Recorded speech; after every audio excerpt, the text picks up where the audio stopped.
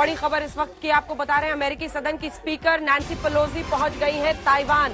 भारी सुरक्षा के बीच वो ताइवान पहुंच गई हैं और पूरी खबर को समझने के लिए ये जान लीजिए कि अमेरिका और चीन के बीच में ठन गई थी इसी स्पीकर पेलोसी के ताइवान दौरे को लेकर। लेकिन इन सब के बीच, भारी सुरक्षा के बीच, नैंसी पेलोसी ताइवान में लैंड कर चुकी हैं। इस वक्त की बड़ी खबर हम आपको बता रहे हैं। अमेरिकी सदन की स्पीकर है नैंसी पेलोसी और ताइवान यात्रा को लेकर चीन बौखलाया हुआ था। ताइवान को लेकर चीन की नीति किसी से छिपी नहीं है, वो ताइवान विरोधी। और ऐसे में जब ताइवान के लिए अमेरिकी सदन की स्पीकर नैंसी पेलोसी की यह यात्रा तय की गई थी तो उसको लेकर बहुत ज्यादा गुस्से में चीन था। और ये अब आप देख रहे हैं उनका विमान वहां पर लैंड करता हुआ। ये दौरा जिसको टालने के लिए पूरी कोशिश चीन की तरफ से हो रही थी। गीता मोहन हमारी सहयोगी हमारे साथ जुड़ रही हैं। गीता, इस यात्रा को टालने के लिए क्या नहीं किया चीन ने? बातचीत हुई दोनों देशों के राष्ट्राध्यक्षों के बीच, लेकिन इन सब के बीच अब नैंसी पेलोसी लैंड कर चुकी है ताइवान में। क्या है इसके मायने और बौखलाया हुआ चीन क्या कर सकता है? अमेरिका की नीति के बारे में ये क्या कहता है? गीता, देखिए, बहुत ही बड़ा मैसेज, बहुत ही स्ट्रॉन्ग मैसेज है अमेरिका का चीन को कि अगर आप ऐसे थ्रेटन करेंगे तो यूएस ऑफिशियल्स या यूएस के उच्च अधिकारी ताइवान नहीं जाएंगे। ऐसा हो नहीं सकता।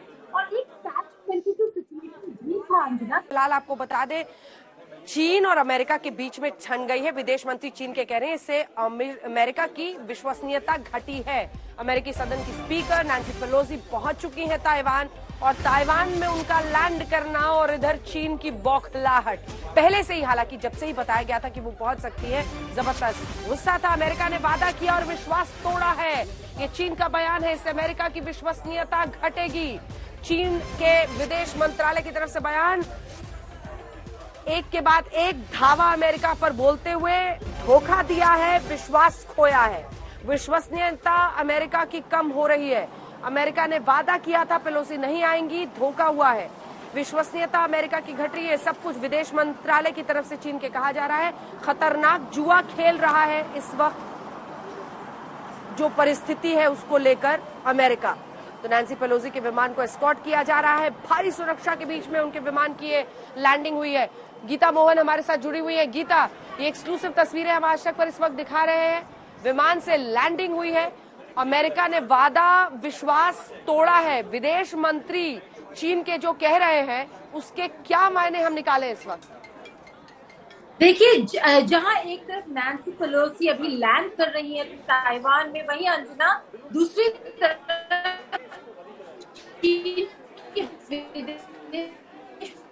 मंत्रालय ने आपका संपर्क बार बार कट रहा है। गीता, जगह बदल के मुझे लगता है बातचीत करनी होगी। विदेश मंत्री चीन के ये कह रहे हैं इसकी जिम्मेदारी यूएस को लेनी होगी। चीन ने ताइवान की ओर का एयर स्पेस बंद कर दिया है। ये बड़ी खबर इस वक्त की हम आपको बता रहे हैं, यानी टकराव की स्थिति बढ़ती चली जा रही है और तापमान चीन और अमेरिका के रिश्तों का भी बढ़ता चला जा रहा है। ये साफ संदेश और संकेत है कि एक तरफ ताइवान की धरती पर नैंसी पेलोसी की लैंडिंग हो चुकी है और दूसरी तरफ ताइवान की तरफ एयर स्पेस बंद कर दिया है चीन ने। दोनों देशों के रिश्तों का तापमान इस वक्त बढ़ता हुआ, ये साफ संकेत कि नैंसी पेलोसी स्पीकर का ताइवान में पहुंचना, और वो तस्वीरें हम दिखा रहे हैं, ये प्लेन की लैंडिंग और इसी के साथ दूसरी तरफ रिश्तों में जो कड़वाहट का टेक ऑफ हो रहा है वो आप देख रहे हैं। क्योंकि चीन इस मामले में कह रहा है कि अमेरिका को इसकी जिम्मेदारी लेनी होगी। विश्वसनीयता हो चुकी है एक देश के रूप में अमेरिका और इसी के साथ उसकी सरकार। दूसरी तरफ चीन की तरफ से ये भी कहा जा रहा है कि धोखा दिया है, हमें कहा था, वादा किया था कि पेलोसी नहीं आएंगी, लेकिन पेलोसी लैंड कर चुकी है ताइवान में। और उधर चीन ने कार्रवाई करनी शुरू भी कर दी है, एयर स्पेस बंद कर दिया है ताइवान की तरफ। गीता हमारे साथ जुड़ गई है एक बार फिर से। गीता, दोनों देशों के बीच जो रिश्तों की कड़वाहट है वो किस तरह से आगे बढ़ती हुई चली जाएगी? क्योंकि अभी से ही खबर आ रही है कि चीन ने एयर स्पेस ताइवान की तरफ बंद कर दिया है। जी, एक तरफ चीन ने एयर स्पेस बंद कर दिया है, दूसरी तरफ चीन के विदेश मंत्रालय ने एक स्टेटमेंट जारी किया है। अंजना, आपको मेरी आवाज आ रही है? बिल्कुल आ रही है, आप अपनी बात पूरी करें, अब साफ आ रही है। चीन के विदेश मंत्रालय ने एक और फ्रेश वार्निंग दिया है, ये कहते हुए कि अगर ऐसा ही चलता हुआ तो जो एक्शंस अब चीन लेने वाला है उसकी जिम्मेदारी यूएस की होगी। यानी कि ball is now in US court, और अब कोई पीछे नहीं हट सकता, क्योंकि नैंसी पेलोसी ताइवान पहुंच चुकी है। दो चीजें हैं यहाँ पर जो होने वाली है। एक, लगातार हमने दिन भर में आपको दिखाया कि किस तरीके से वॉर प्लेन्स, चीन के जो वॉर प्लेन्स है वो ताइवान के मीडियम जो लाइन है उसको क्रॉस करती हुई नजर आई और कहीं ना कहीं थ्रेटन कर रही थी ताइवान को। दूसरी तरफ अमेरिका ने अपने वॉरशिप्स भेज दिए हैं Taiwan sea, east of Taiwan में, ताकि नैंसी पेलोसी का जो विजिट है वो सिक्योर रहे और उनका जो एयरक्राफ्ट है वो सिक्योर रहे। लेकिन सबसे बड़ा मुद्दा ये है अंजना, इस सब में सबसे बड़ा नुकसान किसको होगा? क्योंकि इकोनॉमिक सैंक्शंस अगर चीन लगाता है वो अमेरिका पर नहीं होगा, वो ताइवान पर होगा। अगर मिलिट्री अग्रेशन दिखाता है चीन, वो अमेरिका पर नहीं होगा, ताइवान पर होगा। तो ताइवान के लिए अब खतरा ज्यादा बढ़ चुका है, काफी ज्यादा बढ़ चुका है, चाहे वो इकोनॉमिक सैंक्शंस हो या फिर मिलिट्री एग्रेशन हो, और दोनों तरफ से कहीं ना कहीं ताइवान को खामियाजा भुगतना पड़ेगा। क्या अमेरिका ताइवान के साथ तब खड़ा होगा? ये बहुत बड़ा सवाल है। इसी के साथ कई सारे अभी से विश्लेषक हैं जो अलग अलग तरीके से इस पूरे मामले को देख रहे हैं कि क्या अमेरिका ने अपने कटु रिश्ते जो चीन है उसकी वजह से ताइवान को युद्ध की कगार पर झोंक दिया है। ये एक बड़ा सवाल है जो आने वाले वक्त में खड़ा होगा। फिलहाल ताइपे एयरपोर्ट की हम तस्वीरें दिखा रहे हैं। नैंसी पेलोसी वहां पर पहुंच चुकी हैं और ताइवान में उनकी लैंडिंग के साथ दोनों देशों के रिश्तों में जो परेशानियों की शुरुआत हो रही है उसके संकेत साफ है। और सवाल यही गीता मोहन बार बार उठता है, जो कई विश्लेषक बता रहे हैं, उनका साफ ये कहना है कि क्या अमेरिका ने एक और मुल्क को युद्ध की कगार पर झोंक दिया है अपनी नीतियों की वजह से, अपने फैसलों की वजह से। कहीं ना कहीं ये सवाल जरूर उठेगा कि इससे फायदा क्या हुआ, इससे क्या ताइवान को कोई मुनाफा हुआ है या नहीं। क्योंकि अगर ये सपोर्ट की बात कर रहे हैं अंजना, तो सपोर्ट अमेरिका का ताइवान के पास था, लेकिन कहीं ना कहीं इसे एस्केलेशन जरूर माना जाएगा। क्यों? क्योंकि अगर आप ये इंसिडेंट को देखें, ये इंसिडेंट जैसे आपने शुरुआत में कहा एक बहुत बड़े मुद्दे पर सवाल खड़ा कर देता है, वो है चीन का वन चाइना पॉलिसी, जिसको अमेरिका भी मानता है। अमेरिका ने हमेशा वन चाइना पॉलिसी को मानते हुए कहा है कि अगर ताइवान के क्वेश्चन को सुलझाना है तो डिप्लोमेटिकली सुलझाना होगा। लेकिन ये इसको एस्केलेशन माना जाएगा क्योंकि Nancy Pelosi third highest serving official है यूएस गवर्नमेंट की, जो आज ऑफिशियल विजिट पर ताइवान पहुंची हैं। तो चीन को अब देखना होगा ये अंजना कि चीन का जवाब क्या होगा। क्या वो मिलिट्री होगा या इकोनॉमिक होगा? हाँ। मिलिट्री कहीं ना कहीं स्ट्रेंथ आपको चीन दिखा रहा है, चाहे वो प्रोपेगेंडा वीडियोज हो, आ गए हैं शामिल में, वॉर प्लेन्स दिख रहे थे पूरे दिन भर।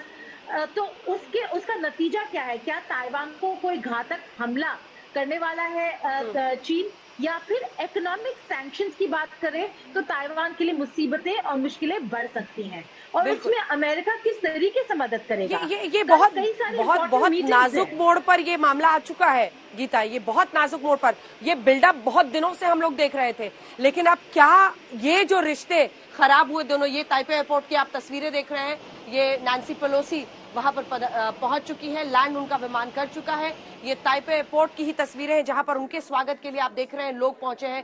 ये उनका विमान यूनाइटेड स्टेट्स ऑफ अमेरिका वाला वहां पर लैंड कर चुका है और वहां पर ताइवान के लोग मौजूद हैं उनके स्वागत के लिए। लेकिन जो इसके विरोध में वो है चीन। हम आपको ग्रैंड हायत की भी तस्वीरें दिखाएंगे, उसी होटल में नैंसी पेलोसी रुकने वाली, भारी सुरक्षा के इंतजाम किए गए हैं। बताया जा रहा है कि उनके पूरे कारकेड को एस्कॉर्ट भी किया जाएगा, जिसमें ताइवान की मिलिट्री, वहां के पुलिस फोर्सेस सभी इन्वॉल्व है, ताकि कोई भी नुकसान की आशंका ना बने। लेकिन नुकसान की आशंका क्या आने वाले दिनों में ताइवान के लिए है, इस पर पूरे विश्व की इस वक्त नजर है। आपको ये भी बता दें, अगर आप पूरी तस्वीर को समझें तो चीन और ताइवान को लेकर जिस तरह की ठनी हुई है इस वक्त अमेरिका और चीन के बीच में, कहीं युद्ध की कगार पर तो नहीं ताइवान इस वक्त खड़ा है, जिसकी सीधी तस्वीरें आप देख रहे हैं। ये देखिए ग्रैंड हायत है जहां पर इसी होटल में रुकने वाली है नैंसी पेलोसी। वहां पर भी मुझे लगता है कि मीडिया का जमावड़ा ये आगे में दिख रहा है, वरना ग्रैंड हायट में ही उनको रुकना है यहाँ पर। और दूसरी तरफ एयरपोर्ट की तस्वीरें आप देख रहे हैं, अब उनके विमान के गेट्स खुले हैं और नैंसी पेलोसी वहां से निकलने वाली है। ये दो तस्वीरें बताते हुए क्या जिस ताइवान, देखिए गीता, विश्व ने कल्पना नहीं की थी, लेकिन यूक्रेन पर जिस तरह का धावा रूस ने बोला, अमेरिका को बार बार मुजरिम बताते रहे पुतिन, वो यूक्रेन अभी तक लोगों के जहन में वो खौफ जिंदा है कि एक युद्ध हुआ और उससे विश्व युद्ध की कगार पर पूरी दुनिया पहुंची। क्या ताइवान को लेकर इसी तरह की आशंका नहीं बनती है? अब आप देखेंगे नैंसी पेलोसी यहां से बस निकलने वाली है, स्पीकर अमेरिकी संसद की वहां पर पहुंच चुकी है और ये अब वो विमान से यहां पर बाहर निकलती हुई आपको दिखाई दे रही है। इसी के साथ मेरे सवाल का जवाब, यूक्रेन अभी ताजा है लोगों के जहन में गीता, सोचा नहीं था कि ऐसा हो जाएगा, लेकिन रशिया ने अटैक कर दिया, इसी वजह से ताइवान पर इतना फोकस है इस वक्त।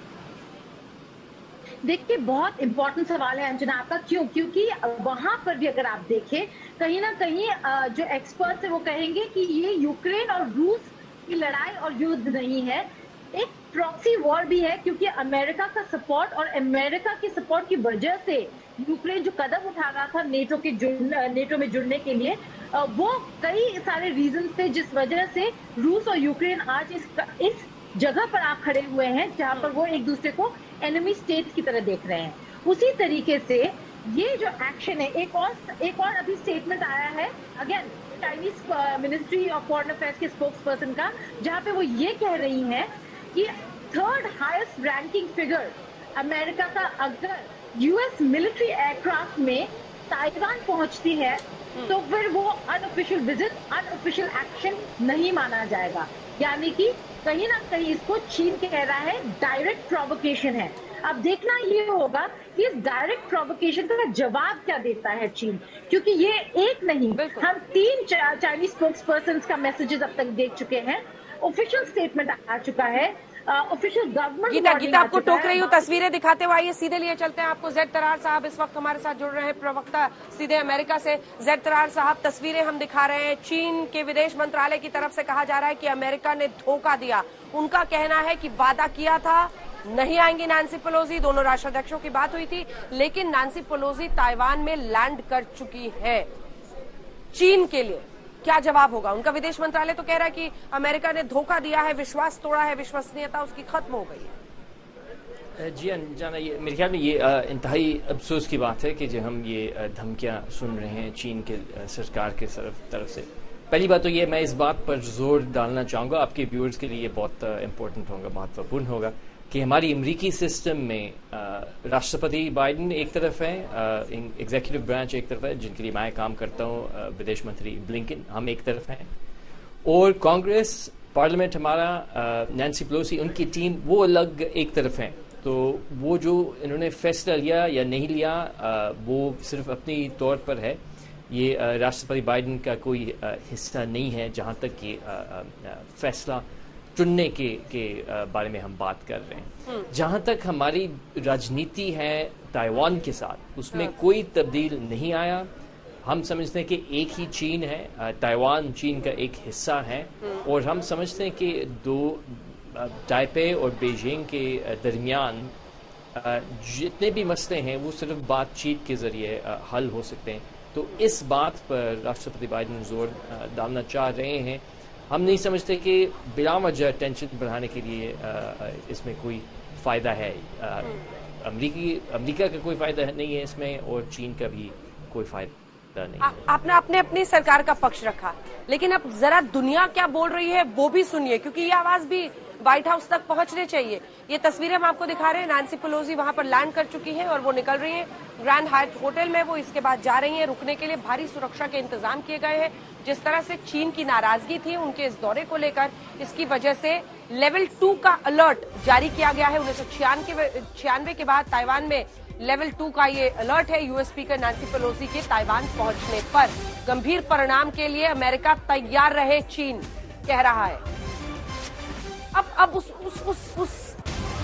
टॉपिक पर मैं जाना चाहती हूँ जट साहब, जो शायद आपको भी सुनने में अच्छा नहीं लगे, क्योंकि चीन की पहली प्रतिक्रिया आ रही है गंभीर परिणाम के लिए अमेरिका तैयार रहे, जिसे आप धमकी कह रहे हैं। यही कहा जा रहा था रूस के बारे में साहब, यूक्रेन पर हमला हो गया, एक पूरा मुल्क तबाह बर्बाद हो गया, दुनिया देखती रही, किसी ने कुछ नहीं किया, सिर्फ हथियार कुछ भेज दिए गए। इसीलिए मेरा अगला सवाल है, जो शायद आपको जैद साहब पसंद ना आए, लेकिन वो सवाल कायम है। हमने देखा कि यूक्रेन पर रूस ने अटैक कर दिया, यही आपकी जो ठनी है अब चीन से, कहीं इसकी वजह से ताइवान पर न हमला कर दे चीन। क्या इस सिचुएशन को आपने फैक्टर इन किया है इस दौरे के पहले, और इससे क्या हासिल हो जाएगा? चीन को इतना कुरेदना या फिर उसको इतना बौखलाने देना की जरूरत क्या थी जैद साहब? पहली बात अनजाना, मैं ये मजबूर हूँ इस बात पर जोर डालने के लिए कि ताइवान एक तरफ है और यूक्रेन एक तरफ है, और मेरा नहीं ख्याल कि हम कह सकते हैं कि अमेरिका ने सिर्फ कई हथियार भेजे हैं यूक्रेन को।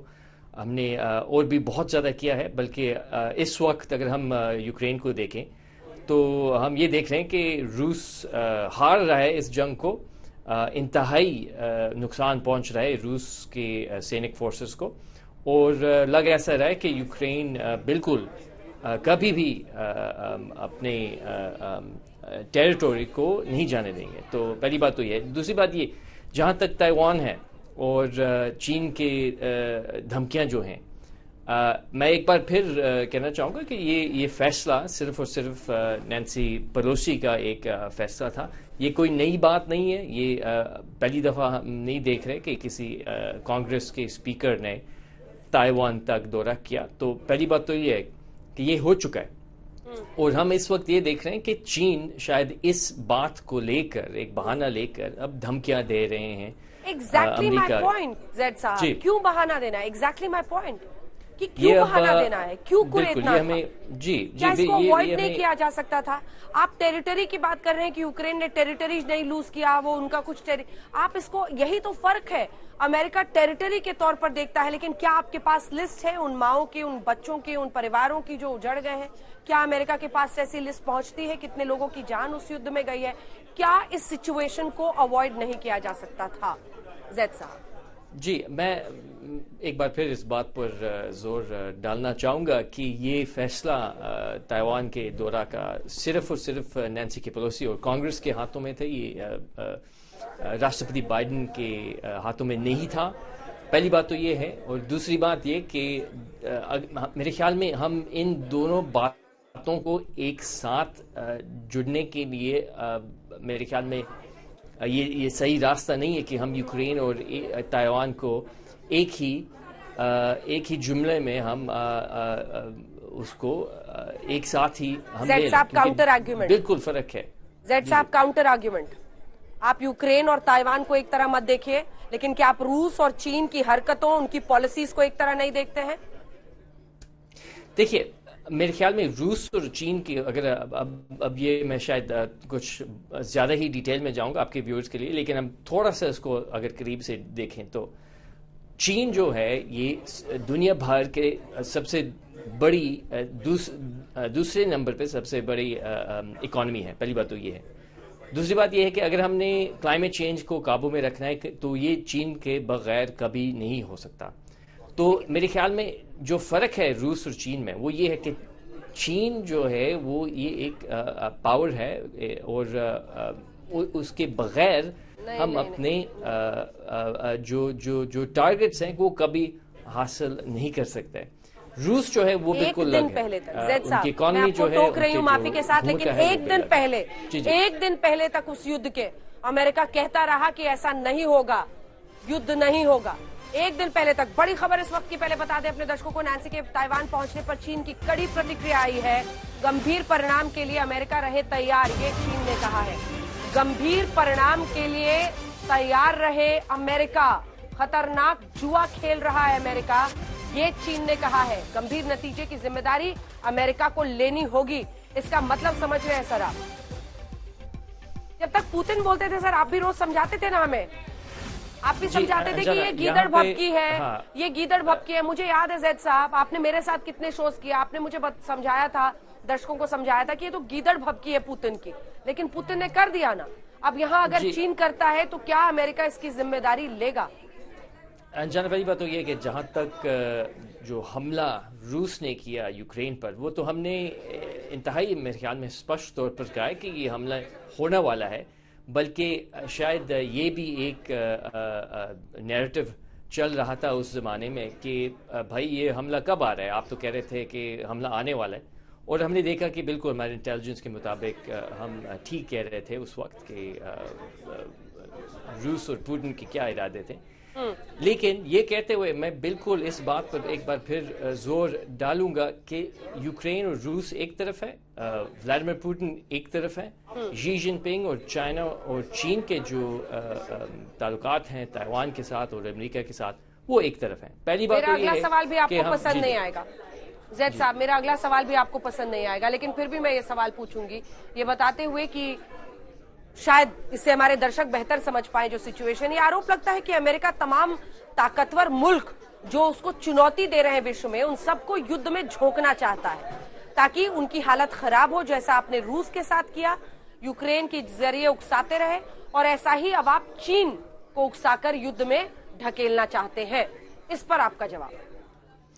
देखिए, मेरे ख्याल में ये राष्ट्रपति बाइडेन ने बहुत ही साफ अल्फाज में कहा है कि जंग और लड़ाई झगड़ा अमेरिका के फ़ायदे में नहीं है, पूरे विश्व के फ़ायदे में नहीं है।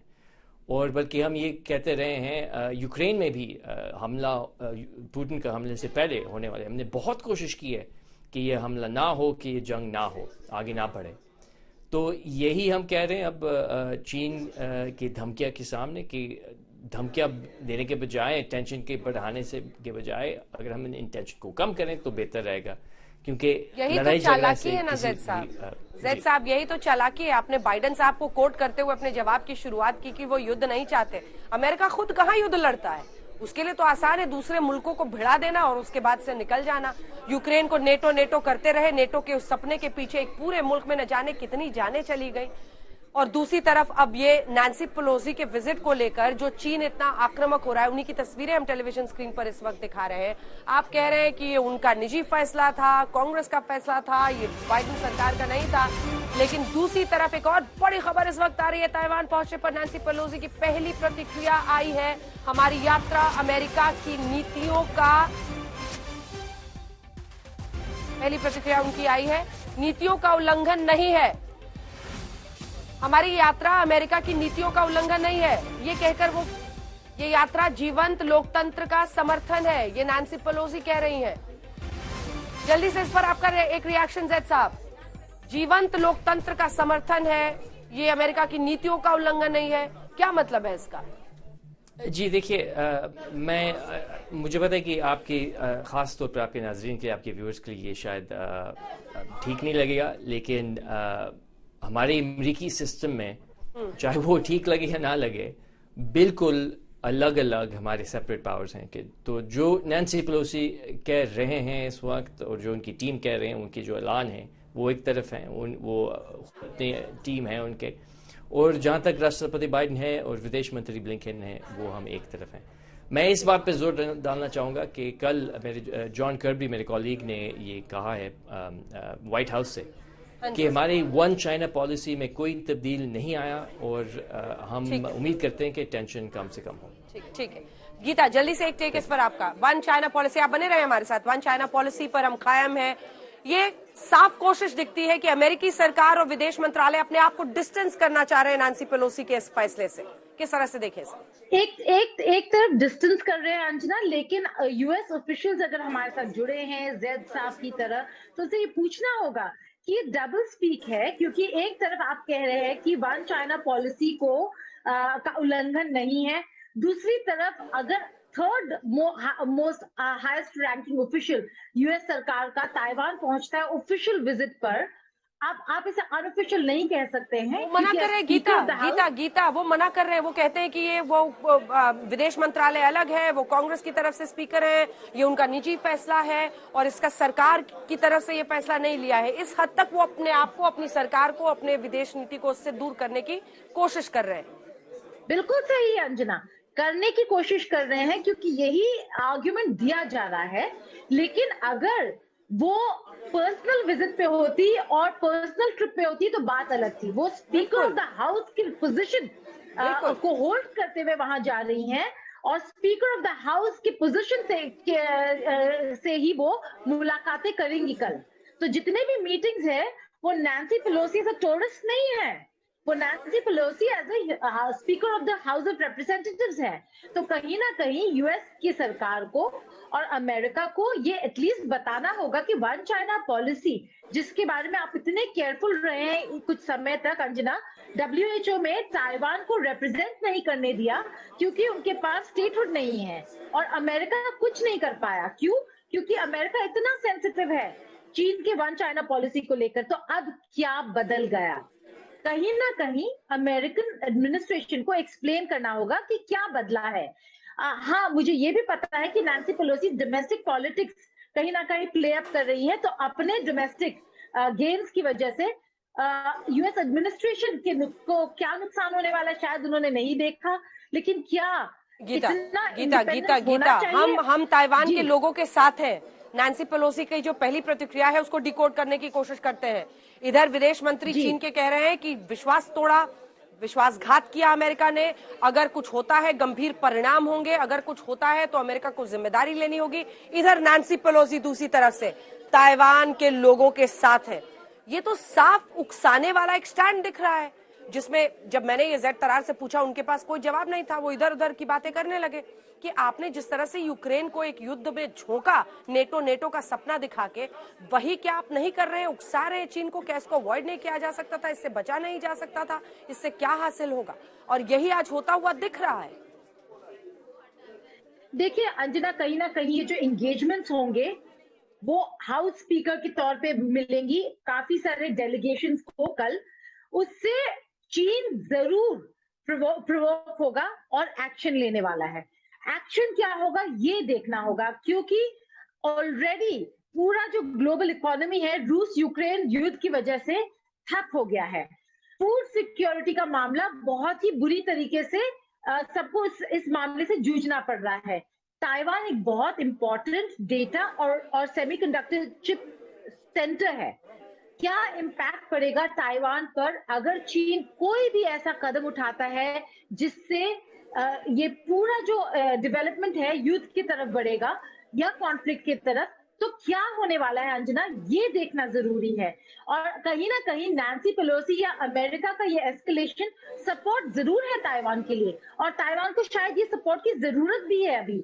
लेकिन क्या ये वक्त, ये टाइमिंग और नैन्सी पेलोसी मतलब इस डेजिग्नेशन, इस लेवल का विजिट इस वक्त जरूरी था या नहीं, ये देखना होगा। अगर आप ताइवान में देखें, बहुत लोग हैं जो इस विजिट के खिलाफ प्रदर्शन कर रहे थे और कई सारे ऐसे हैं जो वेलकम कर रहे हैं। एयरपोर्ट के बाहर देखिए कितना बड़ा हुजूम लगा हुआ है लोगों का, बस स्पीकर पेलोसी को वेलकम करने के लिए। तो अगर लोग साथ जुड़े हुए हैं, कहीं ना कहीं आपको इंटेग्रिटी और इंडिपेंडेंस ऑफ द स्टेट के बारे में भी सोचना होगा। लेकिन क्या अमेरिका को इस तरीके से चीन को प्रोवोक करने की जरूरत थी? नुकसान किसका है? क्या चीन डायरेक्टली अमेरिका को अटैक करने वाला है? नहीं। क्या चीन ताइवान को बहुत ज्यादा नुकसान पहुंचा सकता है? हाँ, मिलिटरीली भी और इकोनॉमिकली भी। ये जो छोटे मुल्क वर्सेस बड़ा पड़ोसी मुल्क वाली लड़ाई है, उसमें अमेरिका जिस तरह से खेल बिगाड़ता है छोटे मुल्कों का। अब देखिए जो तस्वीरें हम दिखा रहे हैं, स्वागत के लिए भव्य तैयारी वहां पर है, तमाम इंतजाम है, वहां पर अलर्ट्स इस वक्त बज रहे हैं। और आपको बता दें 8:14 पर नैन्सी पेलोसी ताइवान पहुंची हैं। 1996 के बाद ताइवान में लेवल 2 का अलर्ट जारी किया गया है। सिविल डिफेंस सायरन्स वहां पर बज रहे हैं। ताइवान में लोकतंत्र के हम समर्थक हैं, ये नैन्सी पेलोसी वहां पर बता रही हैं। लोकतंत्र के समर्थन पर प्रतिबद्ध है, ये बता रही हैं। लेकिन सवाल यही है कि ये सारा का सारा ज्ञान और ये सारा का सारा जो एक तरह से ताइवान के लोगों के साथ एकजुटता दिखाने की कोशिश है, उससे चीन बौखलाएगा। और इस बात का एहसास है अमेरिका को। अब आप किस तरह की परिस्थिति में ताइवान जैसे मुल्क को झोंक रहे हैं, इसकी चीन ने यही कहा है गीता, आखिरी जो बयान में बात है वो यही है कि अमेरिका को जिम्मेदारी लेनी होगी, गंभीर परिणाम होंगे, अमेरिका को जिम्मेदारी लेनी होगी।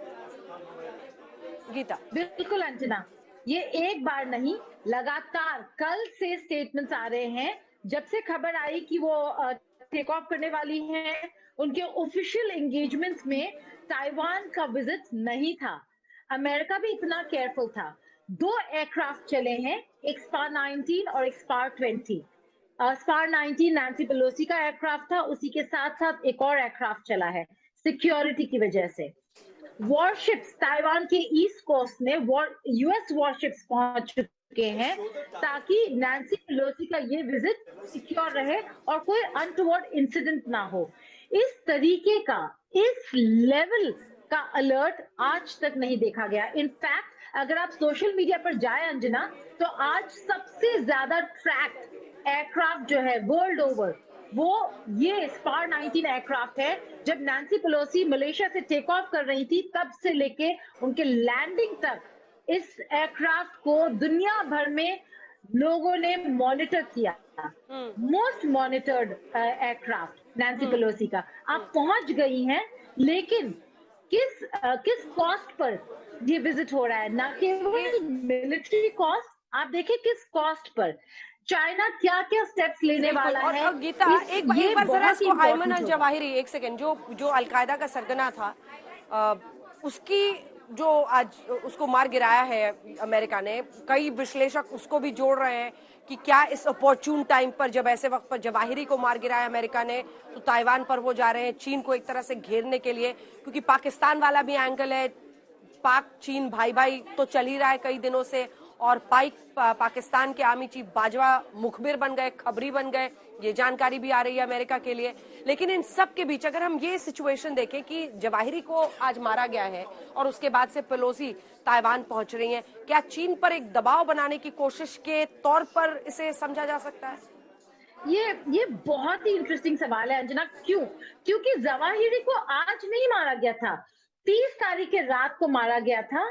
2 दिन शायद उनको कंफर्म करने में लगा, क्योंकि राष्ट्रपति खुद संबोधित कर रहे थे, राष्ट्रपति बाइडेन, और कंफर्म कर रहे थे कि जिसको टारगेट किया 30 जुलाई को, 30 और 30th एंड 31st की इंटरवीनिंग नाइट में जिस इंसान को हमने टारगेट किया वो अयमन अल जवाहिरी था। लेकिन उसका अनाउंसमेंट का, आप टाइमिंग देखिए अनाउंसमेंट का, आज सुबह हुआ। कहीं ना कहीं डिस्ट्रैक्ट करने की कोशिश जरूर की गई, लेकिन ये पता है कि चीन चाहे दुनिया में कुछ हो रहा हो, ताइवान को लेकर डिस्ट्रैक्ट नहीं होगा। तो जहां एक तरफ चीन देख रहा था, मॉनिटर कर रहा था कि क्या हो रहा है, जवाहिरी के कोऑर्डिनेट्स ये भी बताया जा रहा है कि पाकिस्तान ने खुद दे दिया, क्योंकि जवाहिरी इतना बूढ़ा हो गया था कि अब वो डिस्पेंसेबल था। अलकायदा ऐसा खत्म नहीं हुआ है अंजना, अलकायदा तो अभी भी है, उनकी लीडरशिप और बन चुके हैं। जवाहिरी एक लायबिलिटी बन चुका था। पाकिस्तान के लिए बहुत आसान था कि हम इसका कोऑर्डिनेट्स देते हैं और हमें IMF का लोन मिलेगा या कोई रिलीफ मिलेगा अमेरिका से। बिल्कुल, और बिल्कुल। अमेरिका और का गीता यहाँ से अब पाकिस्तान और पूरा मामला अल जवाहिरी का है, लेकिन चीन और अमेरिका के बीच में जो ठन रही है इस वक्त, कहीं उसका खामियाजा ताइवान को ना भुगतना पड़े। नैंसी पेलोसी वहां पर कह रही हैं कि ताइवान के लोगों के समर्थन में हम खड़े हैं।